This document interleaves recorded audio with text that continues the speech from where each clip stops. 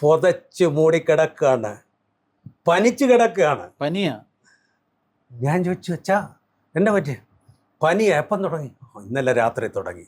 അപ്പം നമ്മുടെ ചാനലോ, ഓ അതുകൊണ്ടല്ലേ പനിച്ചത്.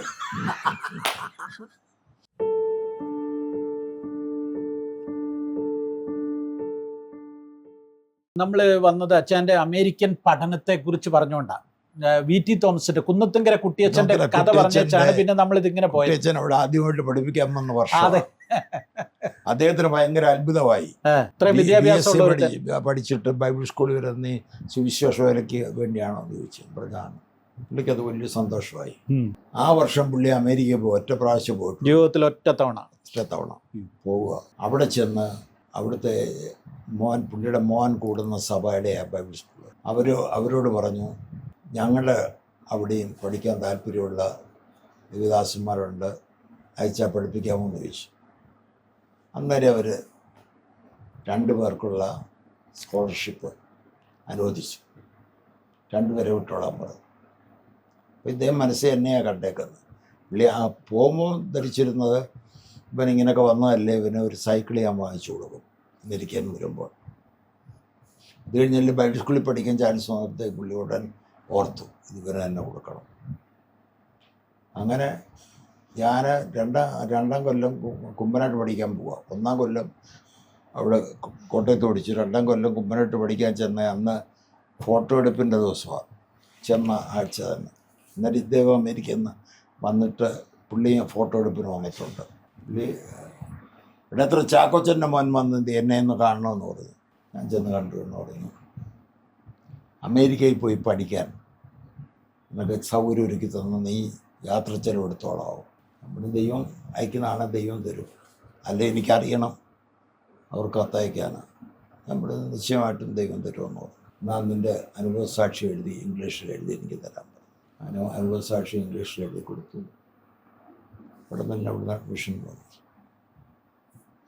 അതിനു മുമ്പ് ഇങ്ങനെ അമേരിക്കയിൽ പോകണം എന്നൊക്കെയുള്ള ഒരു താല്പര്യമോ ആഗ്രഹമോ ഒന്നുമില്ലായിരുന്നു. ഒരാളോടും പറഞ്ഞിട്ടുമില്ല, ആഗ്രഹിച്ചിട്ടുമില്ല. ഇവിടെ കോട്ടയത്ത് ബൈബിൾ സ്കൂളിൽ പഠിക്കാൻ പോകുന്നവനെന്തോ ആഗ്രഹിക്കാനാ? അത് വല്ല പ്രവാചകനല്ലേ? അതെ, പ്രവചന ശുശ്രൂഷയുണ്ട്. അച്ഛന് പ്രവചന ശുശ്രൂഷയുണ്ട്. അത് കേൾക്കട്ടെ. പച്ചലയും കത്രികയും പോലെ ദൂത് പറയുന്ന പ്രവാചകനായിരുന്നു പാസ്റ്റർ കെ.സി. ജോണെന്ന് മിക്കവർക്കും അറിയത്തില്ല. ഞാൻ നമ്മുടെ ഭാര്യാവരും യോനാച്ചൻ്റെ കൂടായിരുന്നു, ശിഷ്യനായിരുന്നു. പ്രവാചകനായ പാസ്റ്റർ കെ.സി. ജോൺ അദ്ദേഹം പറഞ്ഞതാ, അതിങ്ങനെ അമേരിക്ക പോകുന്നു, വിദേശത്ത് പോകുന്നു, വീണ്ടും വന്ന് ശുശ്രൂഷ ചെയ്യുന്നതെല്ലാം അദ്ദേഹം നന്നായി പ്രവചിച്ചതാണ്. വീക്കെൻഡിൽ പ്രവചന ശുശ്രൂഷകൾക്ക് അവസരം ഒരുക്കി തന്ന പാസ്റ്റർ ടി.എസ്. എബ്രഹാമിന്റെ ബ്രദർ ഉമ്മച്ചാൻ അല്ലായിരുന്നു? അതെ, ഉമ്മച്ചൻ. അദ്ദേഹം അന്ന് ഈ കുമ്പനാട് ബൈബിൾ കോളേജിൽ ഡീനായിട്ടിരിക്കുക, രജിസ്ട്രാറായിട്ടിരിക്കുക. ഉമ്മൻ എബ്രഹാം. സ്റ്റുഡൻസിനെ കൊണ്ട് അദ്ദേഹം പോകും. നല്ലൊരു മനുഷ്യനായിരുന്നു. അപ്പോൾ ആ കൂട്ടത്തിൽ എന്നെയാണ് ഏറ്റവും കൂടുതൽ കൊണ്ടുപോകുന്നത്. ഞങ്ങളെ 2 പേരെയും കൂടെ പണ്ട് എബ്രോനിൽ ഇറക്കി വിട്ടിട്ടുണ്ട് ഉമ്മച്ചായൻ. പക്ഷെ പിന്നെ വലിയ സ്നേഹമായിരുന്നു. ഇറക്കി വിട്ടെന്നുള്ളതല്ല സാങ്കുട്ടി, ഓടിച്ചു. അത് നമ്മുടെ കയ്യിലിരിപ്പ് കൊണ്ടാണ്. നമ്മൾ പത്രപ്രവർത്തകരായിട്ട് ചെന്നു, അത് പുള്ളിക്ക് സാധിച്ചത്. അതൊന്ന് പറയാമോ? അച്ഛൻ കേട്ടിട്ടുണ്ടോ? പിന്നെ ഓക്കെ, എനിവേ അതൊരു വേറൊരു കഥ. ഓക്കെ, എനിവേ പിന്നെ അപ്പം അച്ഛൻ്റെ ഒരു പ്രവാചക ശുശ്രൂഷ എന്നുള്ള നിലയിൽ ഉണ്ടായിരുന്നു.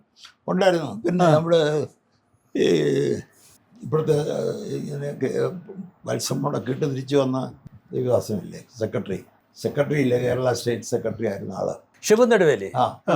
ഷിബു നെടുവേലി സ്കൂളിൽ പഠിക്കുകയാണ്. പുള്ളിയുടെ അമ്മയ്ക്ക് ടീച്ചറാ, മർത്തമക്കാരാ. അമ്മയ്ക്കൊരു അസുഖം ഉണ്ടായി, കിടപ്പിലായി, എഴുന്നേക്കാൻ വയ്യ. ഷിബു നെടുവേലിയുടെ അമ്മയുടെ അനിയത്തിയുടെ മാന എൻ്റെ കൂടെ പഠിക്കുക കൂട്ടത്ത്. തമ്പിക്കുട്ടിച്ചാൻ. അദ്ദേഹം എന്നെയും കൂട്ടിക്കൊണ്ട് ഇവിടെ വന്നു, ഷിബുവിൻ്റെ വീട്ടിൽ വന്ന് ഞങ്ങൾ അവിടെ കൂട്ടായ്മക്കാർ കുറച്ച് സഹോദരിമാരൊക്കെ ഉണ്ട്, എല്ലാവരും കൂടി ആത്മാവെന്ന് പറഞ്ഞ് പാടി ആരാധിച്ച് കട്ടിലെന്ന് എഴുന്നേപ്പിച്ചു. അത് ഷിബു പറയുമല്ലോ ഓരോ മീറ്റിംഗ് പറയും. വെള്ളം ഒഴിച്ചെന്നൊക്കെ പറയാം, അതൊന്നും ചെയ്തിട്ടില്ല. ഇവിടെ ഞാൻ പറഞ്ഞ് തിരുത്തി എടുത്തിയായിരിക്കും. പ്രാർത്ഥിച്ചിട്ട് വെള്ളം ഒഴിച്ചു. അല്ല, പുള്ളിക്ക് അന്ന് ഇതൊന്നും വിശ്വാസമൊന്നും ഒന്നുമില്ല, ഇല്ല. പുള്ളി ഒന്നുമില്ല. കമ്മ്യൂണിസ്റ്റ് പാർട്ടിയുടെ പുറകെ നടക്കുന്ന കാലം. ആ കാലം സഖാവായിരുന്നു. അങ്ങനെ. അതുമാത്രമല്ല, എന്നെ അന്ന് കൊണ്ടുവന്ന് മാത്യു സാമുവൽ പാസ്റ്റർ, നമ്മുടെ ഏലന്തോക്കാരൻ മാത്യുശമ്മൽ. അതെ, അദ്ദേഹം അന്ന് തട്ട സഭയിലിരിക്കുക. ഓക്കെ. അപ്പോൾ അവിടെ മാത്യുശമ്മൽ അവിടെ കൊണ്ടുപോയി. ആദ്യമായിട്ട് പോകുന്ന അവിടെ ഒരു ഔദ്യോഗികമായിട്ടൊരു യോഗം നടത്താൻ ക്ഷണിക്കപ്പെട്ടു പോവുക. തട്ടയിൽ തട്ട അന്നത്തെ ഒരു വലിയ സഭയാണ്. സൗകര്യമുള്ളവരാണ്. അവിടുത്തെ ശുശ്രൂഷ വളരെ അനുഗ്രഹമായിരുന്നു. പ്രവചനമൊക്കെ ഉള്ളതുകൊണ്ട് ആൾക്ക് വലിയ താല്പര്യമാണ്. TV തോമസിൻ്റെ പെങ്ങളാണ് തട്ടയിലെ PK ജോർജ് സാറിൻ്റെ ഭാര്യ. അപ്പം TV തോമസിൻ്റെ സഭയൊക്കെ അന്ന് വളരെ അങ്ങോട്ടും ഇങ്ങോട്ടും ഫൈറ്റ് ചെയ്ത് ഡൗണായി കിടക്കുക. നമ്മുടെ ഡോക്ടർ ജോർജ് തോമസിന്റെ ഫാദർ. Doctor TV Thomas. അപ്പോൾ TV തോമസിൻ്റെ ഭാര്യയോട്, ജോർജ് തോമസിൻ്റെ അമ്മയോട്, മറ്റേ നാത്തൂനാണല്ലോ അവിടെ ഉള്ളത്, അവർ പറഞ്ഞു കൊടുത്തു, ഇനി പിള്ളേരെ വിളിക്കാൻ പറ്റും. രണ്ടുപേരുണ്ട് ഞങ്ങൾ, ഞാനും സൺഡേ സെക്രട്ടറി എന്ന് പറഞ്ഞ ഒരാളും ബൈബിൾ സ്കൂളിൽ പഠിക്കുക, നമ്മുടെ ചർച്ച് ഹോളിലെ സൺഡേ സെക്രട്ടറി. അങ്ങനെ ഞങ്ങൾ ഒന്നിച്ച് അവിടെ ചെന്നു. കുഴിക്കാല സഭയിൽ 3 ദിവസത്തെ യോഗം വെച്ചേക്കും അവർ. ആദ്യത്തെ ദിവസം തന്നെ TV തോമസിൻ്റെ ഭാര്യ ആത്മാവിലായി അങ്ങ് ഹിസ്റ്റീരിയ പോലെ ഒന്നായി, ഭയങ്കരമായിട്ട് എക്സ്പോസ്ഡായി. ഒരു വലിയ ഉണർവിൻ്റെ ആരംഭമായി. 3 ദിവസം കഴിഞ്ഞ് നല്ല യോഗമായിരുന്നു. സഭായോഗം നടത്തി 6 മാസമായിട്ട് സഭായോഗം നടക്കുക. ഈ കർത്തൃമേശ നടക്കുക. അന്ന് കർത്തൃമേശ നടത്തി 92 പേര് കർത്തൃമേശയിൽ പങ്കെടുത്തു. ഇത്രയും വലിയ സഭയായിരുന്നു. അത് കഴിഞ്ഞ് തിങ്കളാഴ്ച രാവിലെ പോകുന്നതിനും പറ്റി തോമസിനെ കാണണമെന്ന് പറഞ്ഞു. സാറിനെ കണ്ടു.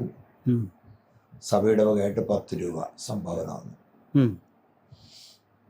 അപ്പനെ കാണണമെന്ന് അപ്പൻ സെൻട്രൽ പാസ്റ്റർ അദ്ദേഹം പറഞ്ഞു. അദ്ദേഹം ഈ എല്ലാ മീറ്റിങ്ങിലും ഉണ്ട്. അവിടെ ചെന്നപ്പോൾ അദ്ദേഹം 100 രൂപ വന്നു അദ്ദേഹത്തിൻ്റെ വകയായിട്ട്. പറഞ്ഞു, മോനെ, നിനക്ക് എന്തെങ്കിലും ആവശ്യമുണ്ടെങ്കിൽ നീ എന്നെ അറിയിക്കണം, നീ ഇനി ഇവിടെ വരണം. പുള്ളിയുടെ വീടിൻ്റെ മുറ്റത്ത് തന്നെ കൺവെൻഷൻ നടത്തി. അതൊരു വലിയ ബ്രേക്ക് ത്രൂ ആയിരുന്നു. അപ്പോൾ ഈ കൺവെൻഷൻ പ്രസംഗനാകുന്നത് അവിടെ നിന്നാണോ, കുഴിക്കാലയിൽ നിന്നാണോ തുടക്കം? കൺവെൻഷൻ പ്രസംഗം എന്നൊക്കെ പറഞ്ഞാൽ നമ്മുടെ ഈ കാത്തിരിപ്പ് യോഗത്തിന്റെ വേറൊരു കണ്ടിന്യൂഷൻ. അതെ, ഒരു ക്ലൈമാക്സ് എന്നേ ഉള്ളൂ. അന്നത്തെ രീതിയെല്ലാം അങ്ങനെ. 1967 മെയ് മാസം 22-ാം തീയതിയാണ് രക്ഷിക്കപ്പെടുന്നത്. അന്ന് അതൊരു വെള്ളിയാഴ്ചയാണ്. ശനിയാഴ്ച ഞാൻ എൻ്റെ പെങ്ങള് മണ്ണാരക്കുളഞ്ഞില്ല കെട്ടിച്ചേക്കുന്നത്. അവിടെ ചെന്നപ്പോൾ അവിടെ ചർച്ചക്കോടിൻ്റെ കൺവെൻഷൻ നടക്കുക. ചർച്ചക്കോടില്ല അവർ. അപ്പോൾ ഞാനിങ്ങനെ എനിക്ക് മാറ്റം ഉണ്ടായി അറിഞ്ഞ പെങ്ങള് പാസ്റ്ററോട് പറഞ്ഞു, അവനെ പ്രസംഗിക്കാൻ സമയം കൊടുക്കണമെന്ന് പറഞ്ഞു. എനിക്ക് സാക്ഷ്യം പറയും. ചർച്ചക്കോടിൻ്റെ പാസ്റ്ററായിരുന്നു. പുള്ളി സമയം തന്നു. എന്താ പറഞ്ഞെന്ന് അറിയത്തില്ല. അരമണിക്കൂർ ഞാൻ പറഞ്ഞു. അതാണ് നമ്മുടെ ആദ്യത്തെ വേദി, ആദ്യത്തെ കൺവെൻഷൻ. ആ ജംഗ്ഷനിൽ ഒരു ചന്തയായിരുന്നു. ചന്തയിലൊരു വലിയ പന്തലിട്ട് അവിടെ നടത്തുന്ന കൺവെൻഷനായിരുന്നു. അവിടെ മണ്ണാരക്കുളഞ്ഞി അല്ല, അത് കഴിഞ്ഞ് അവിടുന്ന് തെക്കോട്ട് പോയി ആ ഒരു ഡാമുള്ള സ്ഥലമുണ്ടല്ലോ, അറിയോ, പനത്തോട്ടമൊക്കെ ഉള്ളത്. അവിടെ ഒരു ഞാൻ മറന്നുപോയി സ്ഥലപ്പേര്. അവിടുത്തെ പാസ്റ്റർ, IPC പാസ്റ്റർ ഈ കൺവെൻഷന് പങ്കെടുക്കും. ഇത് കണ്ടു കഴിഞ്ഞപ്പോൾ ഇദ്ദേഹം എന്നെ വിളിച്ചു. പിന്നത്തെ ആഴ്ച അവിടെ ചെല്ലണമെന്ന് പറഞ്ഞു. അങ്ങനെ ഒരാഴ്ചത്തെ പ്രോഗ്രാം അവിടെ കിട്ടി. ആഴ്ച എന്താ പ്രസംഗിച്ചെന്ന് അറിയത്തില്ല. പിന്നെ കാത്തിരിപ്പിയോഗം പോലെ നടത്തുന്ന നമ്മൾ കണ്ടന്റ് അറിയത്തില്ലെങ്കിലും പ്രസംഗനായിട്ട് ശബ്ദവും ബഹളവും ചാട്ടവും ഓട്ടവും എല്ലാം ഉണ്ട്. ഭാര്യാവരത്തിൻ്റെ കൂടെ അല്ലേ ഇടയ്ക്ക് നടക്കും. അപ്പൊ പിന്നെ കുഴപ്പമില്ലല്ലോ, കുറച്ച് അത്യാവശ്യം ഭാര്യാവരത്തിൻ്റെ ഒക്കെ ശബ്ദവും. രണ്ടാമത്തെ സ്ഥലം അന്നും ഏറ്റുപറയിച്ചിട്ടില്ല. തുടക്കം തൊട്ടേ ആരുമില്ല, ഏറ്റുപറയാൻ ആളില്ല. കൊച്ചു പയ്യനല്ലേ, സീനിയേഴ്സ് ഏറ്റുപറപ്പിച്ചിട്ടുണ്ട് കൺവെൻഷൻ. ഈ നമ്മുടെ സിസ്റ്റർ മേരി കോവിന്റെ ചർച്ചുമായിട്ട് നമുക്കൊരു കണക്ഷൻ ഇല്ല ആദ്യ കാലഘട്ടങ്ങളിൽ? ഉണ്ട്. അല്ല, അവിടെ പോകാറുന്നേ ഉള്ളൂ. ഉള്ളായിരുന്നു. അസോസിയേറ്റ് ശുശ്രൂഷനൊന്നും അല്ല. അപ്പൊ ഈ VT തോമസ് അങ്ങനെ ഒരു ആപ്ലിക്കേഷൻ തന്നു, അത് വെച്ച് സ്കോളർഷിപ്പ് കിട്ടി, ആ. അങ്ങനെ വിസ കിട്ടി, അങ്ങനെ അവിടെ ചെന്നു. അന്ന് ഇതിനുള്ള പണമൊക്കെ എവിടെ നിന്ന് കിട്ടി? പണം 3000 രൂപ മതി അന്ന് ഓ, യാത്ര ഫ്ലൈറ്റ്. ചെലവ്, ആ. ഫ്ലൈറ്റിന്. ഈ റൂട്ട് ഏതായിരുന്നു, എങ്ങനെയായിരുന്നു? റൂട്ട് ഭയങ്കര റൂട്ടാണ്. തോമസ് പടക്കെ കുറ്റാ ചെയ്തേക്കുന്നത്. ആ, ഇവിടെ നിന്ന് 4 കയറി സ്ഥലങ്ങൾ പറയാം. ഇവിടെ നിന്ന് കൊച്ചി ടു ബാംഗ്ലൂർ, ബാംഗ്ലൂരിൽ ചെന്ന് ഫ്ലൈറ്റ് മാറിയിട്ട് ടു ഡൽഹി. ഉം. ഡൽഹിയിലന്ന് അശോക ഹോട്ടൽ താമസിപ്പിക്കും. താമസം. ഉം. അവിടുന്ന് നേരെ ബാങ്കോക്ക്, ഉം. ഹോങ്കോങ്, ഉം. ജപ്പാൻ. ഓ, ജപ്പാനിൽ നിന്ന് ഹോണലൂലു, ഹവായി. അവിടുന്ന് സാൻ ഫ്രാൻസിസ്കോ, അവിടുന്ന് സിയാറ്റിൽ. എനിക്ക് വയ്യ. പ്ലെയിൻ കയറിയ ഒന്നും ഇത് പരിചയമില്ല. എത്ര മണിക്കൂർ കൊണ്ടാ ഇത്? മണിക്കൂർ 10-30 മണിക്കൂർ എടുത്തു, 35 മണിക്കൂർ. 2 ദിവസം എടുത്ത് കാണും. ആ. 2 ദിവസത്തിൽ കൂടുതലെടുത്തു. അല്ല, ഇത് ഫസ്റ്റ് ടൈം യാത്ര ചെയ്യല്ലേ ഫ്ലൈറ്റില്? ആണ് ജീവിതത്തിൽ ആദ്യമായിട്ട്. ആദ്യമായിട്ട്. 20 വയസ്സ്. എനിക്ക് വയ്യ. ഫാദർ എന്താ പറഞ്ഞന്ന് പോയപ്പോഴേ, ഫാദർ ഒരു വലിയ ബിസിനസ്സുകാരനൊക്കെ ആയിരുന്നില്ല അന്നത്തെ കാലത്ത്. വളരെ സന്തോഷമായി അമേരിക്കയിൽ പോകുന്നുള്ളത്. സാധാരണ അതൊക്കെ അല്ലല്ലോ ഇവിടെ. അപൂർവമായിട്ട് മാത്രം. അങ്ങനെ ഒന്നാമത് നമ്മുടെ ആരെങ്കിലും അവിടെ ഉണ്ടേ അവർ കൊണ്ടുപോകുന്നല്ലാതെ ബൈബിൾ സ്കൂളിൽ പഠിക്കാൻ ചെന്നൊരുത്തനെ ഇങ്ങനെ കയറ്റിവിടുന്ന പണിയില്ല, ആരും ഇല്ലല്ലോ. എബ്രാൻ ചെയ്യുമായിരുന്നു, പിള്ളേർ നിർത്തിയായിരുന്നു. ഓ, പോയ പിള്ളേരൊന്നും ബൈബിൾ സ്കൂളിൽ പഠിച്ചു തോമാച്ചാൻ ഏറ്റവും കൂടുതൽ കൊണ്ടുപോയിട്ട് ഷാരോൺ തോമാച്ചാൻ നേരം കൊണ്ടുപോയിരുന്നു. അല്ല, അവരിൽ ബഹുഭൂരിപക്ഷവും അമേരിക്കയിൽ എത്താൻ വേണ്ടി പോയവരെന്നുള്ളതേ ഉള്ളൂ. അത്രേ ഉള്ളൂ. അല്ലാതെ ബൈബിൾ കോളേജിൽ പഠിക്കാൻ വാങ്ങിച്ചു വേണ്ടി. കൊടുക്കുന്നുള്ളൂ. എന്തുകൊണ്ട് അച്ഛൻ പിന്നെ അവിടെ നിന്ന് പഠനം കഴിഞ്ഞിട്ട് തിരിച്ചു പോന്നേ? എൻ്റെ ഉള്ളിൽ ഇതല്ലായിരുന്നു ദർശനം, ഈ മിനിസ്ട്രി, എൻ്റെ പ്രസംഗം. എനിക്ക് പ്രസംഗിക്കണം, അതിന് ഉള്ള ചാൻസ് ഇവിടെയാണ്. അവിടെ ഞാൻ 2 കൊല്ലം പഠിച്ചു കഴിഞ്ഞാൽ തന്നെ എന്ത് ചെയ്യണമെന്നറിയാൻ ഞാൻ പ്രാർത്ഥിച്ചുകൊണ്ടിരുന്നു. 7 ദിവസത്തെ പ്രാർത്ഥന. ഞങ്ങളുടെ ബൈബിൾ സ്കൂളിലെ കുട്ടികളെ എല്ലാം കൂടി ചേർത്തൊരു പ്രയർ ഗ്രൂപ്പ് ഞാനുണ്ടാക്കി. പ്രവചനമൊക്കെ ഉണ്ട്, വെളിപ്പാടുമൊക്കെ ഉണ്ട്. അന്ന് അവിടെ ലിൻവുഡ് എന്ന് പറയുന്ന സ്ഥലമുണ്ട്. ലിൻവുഡിലൊരു പാസ്റ്റർ ഹ്യൂസ്റ്റണിൽ നിന്ന് വന്ന പുതിയ സഭ തുടങ്ങിയിട്ടുണ്ട്. അവിടെ വലിയ കൃപാവരങ്ങളൊക്കെയാണ്, നോക്കൊന്നും പോകണമെന്ന് ഞങ്ങൾ 7 പേരെ പ്രാർത്ഥിച്ചിരിക്കുന്നു. അവരെല്ലാവരും കൂടെ പറഞ്ഞു ശരിയാമെന്ന് പറഞ്ഞു. ലിൻവുഡ് സിയാറ്റിൽ നിന്ന് പോകണം. ഒരു കാറെ കൊണ്ടുവന്ന് കാറിൽ പോയി ഞങ്ങൾ ചെന്നപ്പോൾ അവിടെ തുടങ്ങി കഴിഞ്ഞു. എഴുന്നേറ്റൊന്ന് പാട്ട് പാടുക. ആ കൂട്ടത്തിൽ നമ്മളും കയറി നിന്ന് പാട്ട് പാടി കൊണ്ടിരിക്കുമ്പോൾ ലോക്കൽ പാസ്റ്റർ ഓടിക്കൊണ്ട് തലേ കൈവച്ച് ഒരു പ്രവചനം. എൻ്റെ നാട്ടിലേക്ക് തന്നെ ഞാൻ മടക്കി അയക്കും. എനിക്ക് ഒരു വലിയ ശുശ്രൂഷ എൻ്റെ മുമ്പിൽ ഞാൻ വെച്ചിട്ടുണ്ട്. ആ പുള്ളിക്ക് നേരത്തെ അറിയത്തൊന്നുമില്ല. അത് അയാൾ കണ്ടിട്ടേ ഇല്ല, നമ്മൾ ഞാൻ ആദ്യമായിട്ട് കണ്ടിട്ടില്ല. അയാളുടെ ജീവിതത്തിൽ അതിനു മുമ്പ് അയാൾ ഒരിക്കലും ഇങ്ങനെ പ്രവചിച്ചിട്ടില്ല, നടന്നു ചെന്ന് അതിന് ശേഷവും പ്രവചിച്ചിട്ടില്ല. ഇത് ഇദ്ദേഹത്തിന് VT തോമസിന്റെ കാര്യം പറഞ്ഞ പോലെ ഒറ്റ തവണ അമേരിക്കയ്ക്ക് പോയി. അത് നമുക്കൊരു മുഖാന്തരമായി. ദൈവം ഒരുക്കുന്ന ഓരോ വഴികൾ അല്ലേ, അത്ഭുതത്തിന്റെ വഴികൾ. ഒറ്റ തവണ പിന്നെ ശാലോം ബൈബിൾ കോളേജിൽ പഠിപ്പിക്കാൻ വന്നു. ആ തവണയാ അതതിനകത്ത് VT തോമസ് അവിടെ. ഞാൻ VT തോമസിന്റെ ജീവിതത്തിൽ എഴുതിയ ആളാ. അപ്പം VT തോമസിന്റെ കഥയിൽ VT തോമസ് ഒരു കാരണവശാലും PM ഫിലിപ്പിന്റെ അവിടെ പോയി പഠിപ്പിക്കാൻ യാതൊരു ചാൻസും ഇല്ല. അത് ഈ ഐക്യതയിൽ വന്നപ്പോൾ, സഭയിൽ ഈ ഭിന്നത മാറിയപ്പോൾ ഈ ഭാഗത്തു നിന്ന് ഒരാളെ അവിടെ പഠിപ്പിക്കാൻ കൊണ്ടുപോയി. അങ്ങനെ പോയതാണ് VT തോമസ്. നമുക്ക് വേണ്ടി നിയോഗിച്ചാക്കിയതാണ്. ഭയങ്കരമാണ്. അതിലെല്ലാവരും അമേരിക്കയിൽ ചെല്ലുന്നവര് അവിടെ നടന്നതിനെ കുറിച്ചുള്ള ദൂതേ കേൾക്കാറുള്ളൂ. അവിടെ നിന്ന് ഇങ്ങോട്ട് തിരിച്ചു കൊണ്ടുവരുന്നതിനെ കുറിച്ച് ഒരു ദേവദാസൻ പ്രവചിക്കുക എന്ന് പറയുന്നുണ്ടെ അന്നേരം എന്തോ തോന്നി? അന്നേരം തിരിച്ചു കൊണ്ടുവരാന്ന് പറഞ്ഞു. അല്ലെങ്കിലും ഉപാസനത്തിരിക്കുകയായിരുന്നു ദൈവത്തിന്റെ ഹിതം അറിയാൻ. ആ സമയത്താ എനിക്ക് മനസ്സിലായി തിരിച്ചു പോകാനാ ദൈവം പറയുന്നു. അതുകൊണ്ട് അമേരിക്ക അതിനിടയ്ക്ക് ഒരു ചോദ്യം ചോദിക്കുക. അമേരിക്കയിലെ പഠനം, ഈ സിയാറ്റിലെ പഠനം, നമ്മൾ ഈ ഷാലോം ബൈബിൾ കോളേജിലെ പഠനം വെച്ച് നോക്കിയാൽ സിയാറ്റിലെ പഠനം എങ്ങനെ ഉണ്ടായിരുന്നു? യാതൊരു മെച്ചമില്ലായിരുന്നു. ഒന്നുമില്ല പറയുക എന്ന് പറഞ്ഞാൽ നമുക്ക് ഇവിടെ TG ഉമ്മച്ചനും PM ഫിലിപ്പൊക്കെ അല്ലേ പഠിപ്പിക്കുന്നത്. അതുപോലെയുള്ള പഠിപ്പിക്കുകയില്ല അവിടെ. സാഹിബ്മാർ വന്ന് സിമ്പിളാണ്. സിമ്പിളാണ്. അവരേതെങ്കിലും പോയിന്റ് എടുത്ത് ഇങ്ങനെ പറയുന്നല്ലേ എൻ്റെ പുസ്തകം എടുത്ത് പറയുന്നു, കമൻട്രികൾ ഉപയോഗിക്കുന്നു.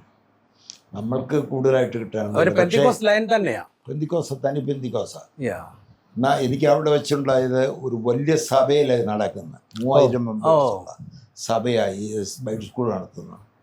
ആ സഭയുടെ എല്ലാ പ്രോഗ്രാം ആ സഭയുടെ ഹോളിനകത്ത് ഞാൻ താമസിച്ചത്.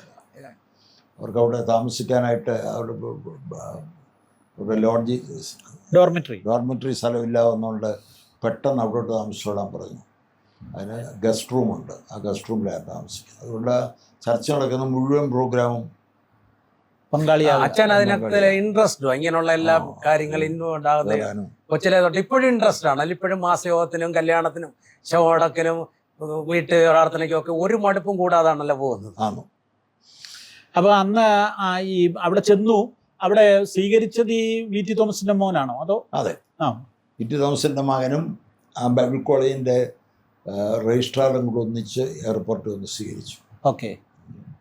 അന്ന് ഇന്നത്തെ പോലെ കമ്മ്യൂണിക്കേഷൻ സൗകര്യങ്ങളൊന്നും ഇല്ലായിരുന്നല്ലോ. ഈ യാത്ര വളരെ ഹെക്റ്റിക് ആയിട്ടുള്ളൊരു യാത്ര, ഒരു പരിചയവും ഇല്ലാത്ത രീതികള്, പലയിടത്ത് പല ഭക്ഷണം, എങ്ങനെ അതൊക്കെ ഇപ്പൊ ഓർക്കുമ്പോ തന്നെ നമുക്കൊരു ബുദ്ധിമുട്ട് തോന്നുന്നു. ദൈവം സഹായിച്ചതാ. അന്ന് തിരിച്ചു വരുന്ന വഴിക്ക് പ്ലെയിനില് ഇവിടത്തെ തെങ്ങോലകളൊക്കെ കണ്ടപ്പോഴേ ഭയങ്കര ആവേശം എന്നോട് പറഞ്ഞ് ഓർക്കുന്നുണ്ട്. തിരിച്ചു വരുമ്പോൾ ഹോം സിക്നെസ് ആയിരുന്നല്ലോ. 2 കൊല്ലം കഴിഞ്ഞല്ലേ വരുന്നത്. വന്ന് കൊച്ചി വന്ന താഴുമ്പോൾ തെങ്ങുകളും വാഴകളും കടൽത്തീരവും കണ്ട് ഭയങ്കര എക്സൈറ്റഡ് ആയി. ഓക്കെ. ഒരു കുട്ടനാടൻ നൊസ്റ്റാൾജിയയിൽ ജീവിക്കുന്ന ആളല്ല ഇപ്പോഴും. അങ്ങനെ വേണം വിധിക്കാം. ഓക്കെ. എനിവേ, പിന്നെ അവിടെ അപ്പം ആ പഠനം അവിടെ എനിക്ക് ആ ചർച്ചുമായിട്ട് ബന്ധപ്പെട്ടത് കൊണ്ട് ആ ചർച്ചിൽ ഭയങ്കര പ്രോഗ്രാംസ് ഉണ്ട്. വലിയ ഇന്റർനാഷണൽ പ്രസംഗരെ കൊണ്ടുവന്ന് പ്രസംഗിക്കുക. ഇത്ര വലിയ 3000 പേരുള്ള ചർച്ചല്ലേ.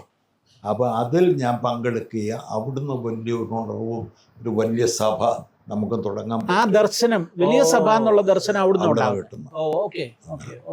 1000 കുടുംബങ്ങൾ, 1000 സുശേഷ ഒരു ആ ദർശനമൊക്കെ അങ്ങനെ അവിടുന്ന് കിട്ടിയ. അതെ, അവിടുന്ന് ഡെവലപ്പ് ചെയ്ത. അപ്പം ആ സഭയുടെ ശുശ്രൂഷൻ ആരായിരുന്നു? Roy Johnson, doctor Roy Johnson. ഈ കൂടെ പഠിച്ചവര് എല്ലാവരും അമേരിക്കക്കാരാണോ അതോ? കൂടെ പഠിച്ച ഒരാൾ ഇവിടെ, ഫിലിപ്പി തോമസ് പാസ്റ്റർ, അത് അവിടെ തന്നെ പഠിച്ചു. പക്ഷെ ഞാൻ പോന്നു കഴിഞ്ഞു. VT തോമസിന്റെ കൊച്ചുമോൻ ഫിലിപ്പി തോമസ് പിന്നെ വന്നു. എല്ലാം ഇന്റർനാഷണൽ സ്റ്റുഡൻസ് ആയിരുന്നു. അത് ഇന്റർനാഷണൽ സ്റ്റുഡൻസാ കൂടുതൽ. സൗത്ത് അമേരിക്കക്കാര്, ആഫ്രിക്കക്കാര്, ശ്രീലങ്കക്കാര്, അങ്ങനെയൊക്കെയുള്ള. പിന്നീട് ജീവിതത്തിലുണ്ടായിരുന്നു, കണ്ടിന്യൂ ചെയ്യപ്പെടുവോ എല്ലാം ചെയ്തു? ഇല്ല, അങ്ങനെയുള്ള ഒരു കമ്മ്യൂണിക്കേഷൻ ഒരു സ്ഥലം ഒരാളുമായിട്ട് ആ ബന്ധം നിലനിർത്താൻ കമ്മ്യൂണിക്കേറ്റ് ചെയ്യുന്ന ഒരു വലിയ ബുദ്ധിമുട്ടാണ്. ഞാൻ കാണുമ്പോൾ ഇഷ്ടമാണ്, സ്നേഹമാണ്. ആ ബന്ധത്തില് സ്വീഡനിൽ പോയി. അവിടെ സ്വീഡൻകാരൂടെ പഠിച്ചിരുന്നു. പഠിച്ച കാലത്തിലോ അതോ പിന്നീടോ? ഞാൻ തിരിച്ചു പോരുമ്പോൾ, അമേരിക്കയിൽ തിരിച്ചു പോരുമ്പോൾ ആദ്യം UK പോയി, പിന്നെ സ്വീഡനിൽ പോന്നു. സ്വീഡനിൽ വലിയൊരു സഭയുണ്ടല്ലോ, ലെവി പത്രോസിന്റെ സഭ. അതിൻ്റെ തന്നെ ബ്രാഞ്ചാണ് തൊട്ടടുത്തുള്ള സ്ഥലത്ത്. ആ ചർച്ചിലാണ് പോയത്. ആ ചർച്ചും 10,000 പേര് കൂടുന്ന ചർച്ച.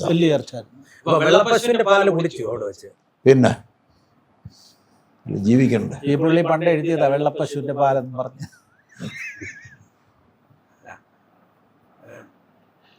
പിന്നെ അന്ന് ഈ സ്വീഡനിൽ പോയിട്ട് എത്ര ദിവസം ഉണ്ടായിരുന്നു? സ്വീഡൻ 2 ആഴ്ച.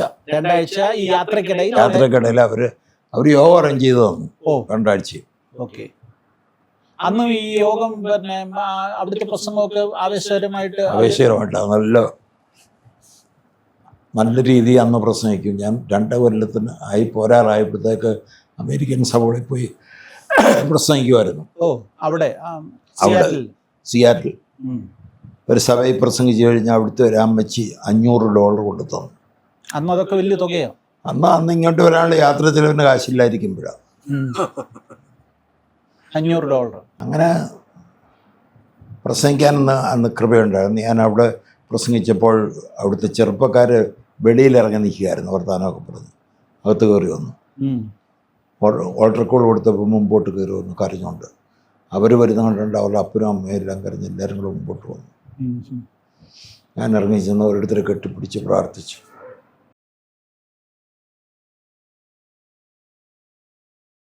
നിങ്ങളുടെ മക്കൾക്ക് വിവാഹപ്രായമായോ? ഹല്ലേലൂയ മാട്രിമോണിയൽ നിങ്ങളെ സഹായിക്കുന്നു.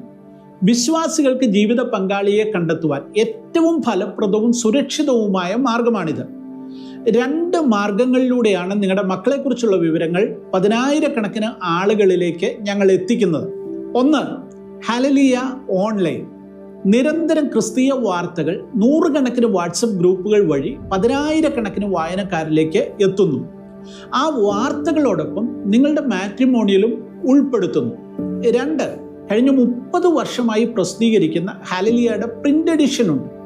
ആ പ്രിന്റ് എഡിഷനിലും ഈ മാട്രിമോണിയൽ അതുപോലെ തന്നെ ഉൾപ്പെടുത്തുന്നു. ഈ 2 മാർഗങ്ങളിലൂടെ 10,000-കണക്കിന് വായനക്കാരിലേക്ക് വളരെ പെട്ടെന്ന് നിങ്ങളുടെ മാട്രിമോണിയൽ എത്തുമ്പോൾ ആലോചനകൾ നിങ്ങളെ തേടി വരും.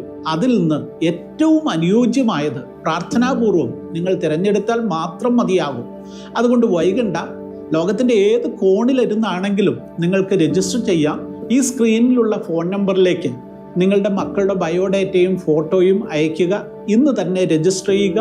എത്രയും വേഗം നിങ്ങളുടെ മക്കളുടെ വിവാഹം നടക്കട്ടെ എന്ന് പ്രാർത്ഥിക്കുന്നു.